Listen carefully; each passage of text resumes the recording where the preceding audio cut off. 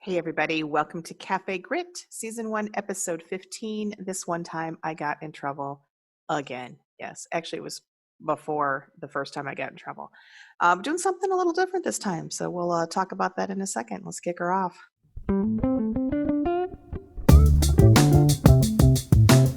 Hey everybody, welcome to Café Grit.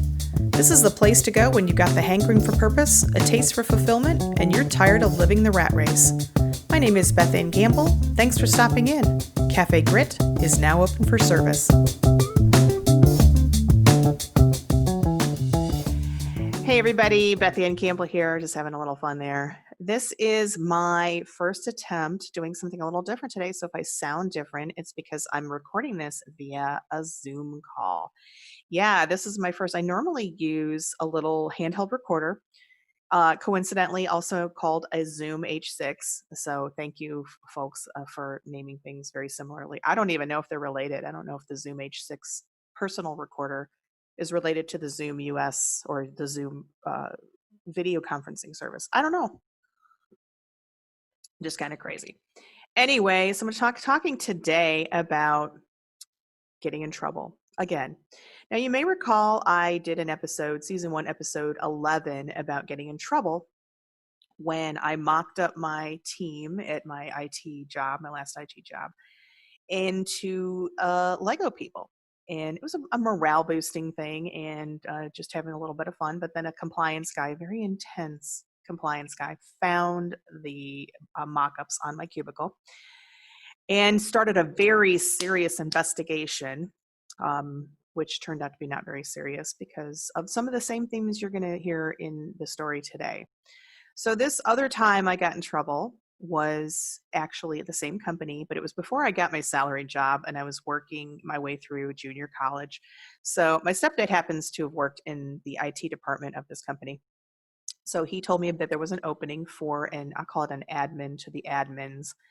It was basically, there was a woman who sat in a cubicle all day. Now, this was in the late 90s. So just to level set with you, computers were solitaire had just come out or had just started being widely used in the company. So that was perfect for me in this job. But anyway, remember solitaire? Remember how we thought solitaire was like just the coolest thing? And now it's just like there's so much with role-playing games and stuff. Anyway, I digress. But my job was to sit in this cubicle for 4 hours a day. I couldn't do the whole day because there was already a woman there. And she only could do part-time because she had a lung removed, no joke. So I came in to kind of do the morning shift and then she would do the afternoon or vice versa. I don't remember. But anyway, so my job was basically just to monitor a phone and answer the phone and deliver messages and monitor a fax machine. Now, youngins, if you don't know what a fax machine is, go Google it. It's a little machine that paper comes out of. People can send through a phone line messages. But so for many months, this was my job as I was going to junior college. And one day, there was a woman who came by. Her name, let's call her Dana. Dana was an older woman, probably getting close to retirement at the time, and she had been at the company for decades, very professional. And a fax had come in on the fax machine with no identifying information. Now, it also just happens that one of the two admins that I reported to, let's call her Kate. Kate, she's a friend of mine now. Kate was there as well, and this fax came through in this fax machine with no identifying information. I mean, there was literally nothing that told us anything about who it belonged to. I don't remember exactly what the fax said, other than I know it wasn't something urgent. It may have been something that was, mildly important, but nothing that I thought, was worthy of any kind of a panic. But Dana had other thoughts. So as the three of us were in my tiny little, 4-foot by 4-foot cubicle, and this fax was being kind of passed around, she was getting increasingly upset and panicky about, we have to find over who this fax belonged to. And I didn't think, that we wouldn't, but I didn't think it was a world crisis. And I don't know that she liked my sort of laid back attitude about it. So this kind of went on, and she just was getting increasingly intense about this fax machine that nobody knew about. And I just remember her saying, well, we've got to figure out who it is. We've got to find out who it is. This, it could be, it's important. We've got to figure this out. And so finally this kept escalating over several moments. And she just wasn't accepting that I was going to deal with it. So she, escalated. And then at some point I just snapped and I said, fine, Dana, I will take care of it. I will figure it out. And I didn't say anything bad. I didn't swear and drop an F-bomb like I normally would today. But my tone of voice was definitely, out of the traditional professional zone, which anybody who knows me knows that I don't really follow traditional, but, I understand time and place.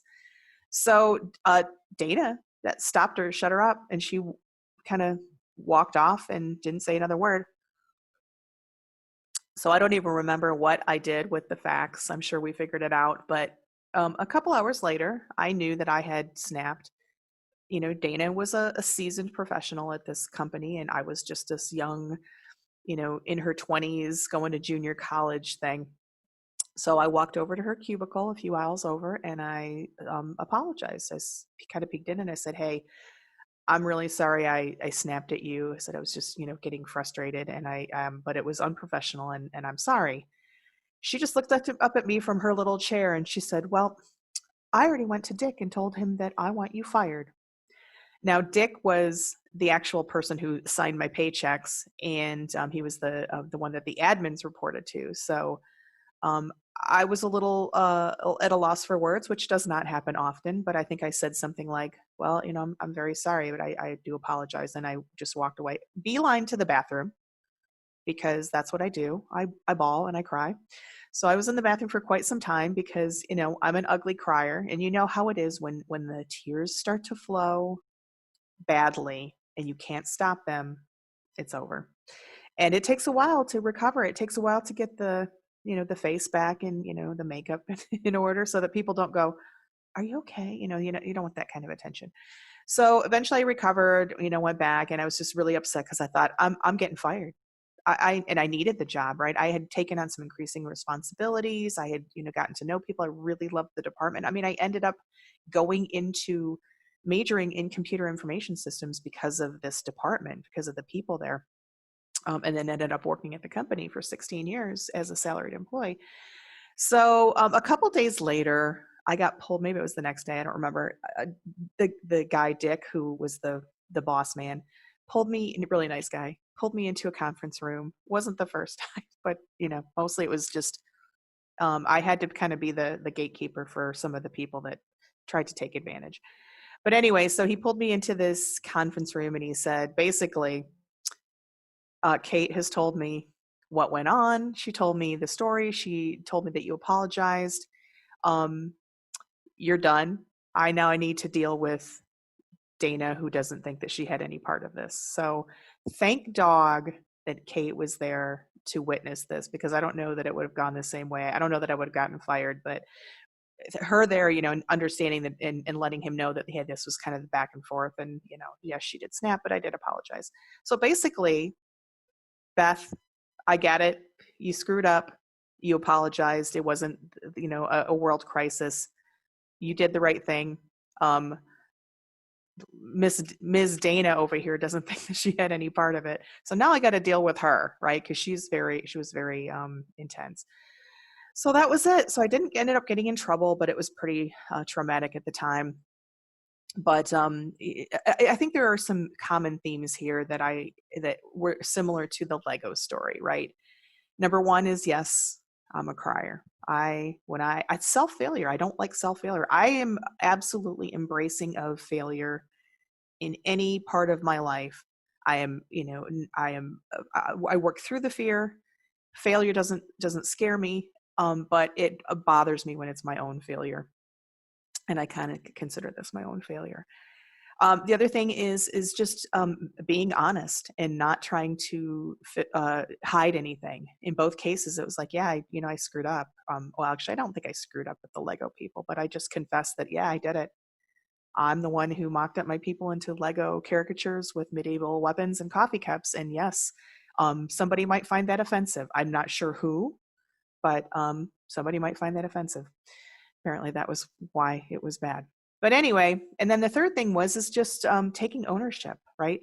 So with Dana, I took ownership and I apologized because I knew in that case, yes, I did mess up. I got unprofessional. I snapped to her. I didn't do that with the Legos because, there's really not an apology to be had. I mean, other than my team, and they actually helped me with it. So I didn't feel like it was necessary to apologize to the people that were, many of them a part of the exercise. But I think that deflated that situation, right? I think this compliance guy was so intense. He was ready for a fight. He was like, I got her. I got her. And he was probably used to much more egregious and horrible violations of compliance and ethics, harassment, sexual harassment, in some cases, physical altercations. In a company of 7 or 8,000, that's going to happen. So I think he was just, maybe it was just a slow week and he was thinking, all right, I got it. I got one.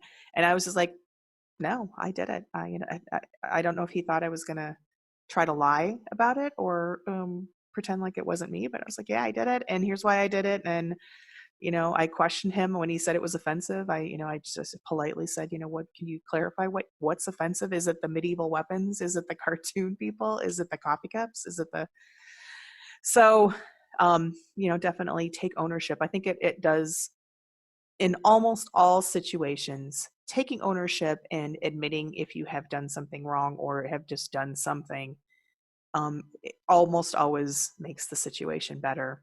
Otherwise, if you deny, lie, it's going to come back to haunt you 100%. So, but that's it. That's my little story about getting in trouble at work. So I would love to hear your story about getting in trouble at work. So if you're watching this on a YouTube channel, put me a comment in below and let me know your getting in trouble at work story. If you are listening to this on the podcast, hit me up on LinkedIn. I'm bethannecampbell, or you can follow #cafégrit. I'm also on Instagram and Facebook, both as the Bean67. So that's TheBeann 67. By the way, the Bean is an amalgam of Beth Ann. So that's where I'm there. And also we have a Facebook group. It's called cafégrit, and it is a place where you can come. It's a private group, so it doesn't show up in your news feed if you need to rant about your horrible corporate situation or finding fulfillment elsewhere, or your crappy situation where you got in trouble at work for stuff that you shouldn't have gotten in trouble for. That's the place to go. All right, everybody. I hope you guys are having a great week. I appreciate your stopping by. We'll see you soon. Talk to you soon. Take it easy. Bye now. Hey everybody, thanks for stopping by cafégrit, where the moxie is fresh, the passion cold brewed, and everything is served with a heaping side of mojo. If you like what's on the menu, please check out the cafégrit group on Facebook, where I'd love to hear your feedback and continue these conversations. You can also find me on LinkedIn as bethannecampbell, that's Ann with an E, or by following #cafégrit. And I will be forever beholden if you would give me a quick review on iTunes to make the Apple gods happy. In return, I will wish upon you copious amounts of bacon, your favorite hot beverage, and of course, pie. The music for this podcast is called Lounge Café, and it's by Dmitry Balyev. You can find more great tunes by Dmitry and others at audiojungle.net. Check it out. Thanks again for stopping by, and remember, you don't have to deal with the bullshit, and there is something better out there. Let's figure it out together. Take it easy.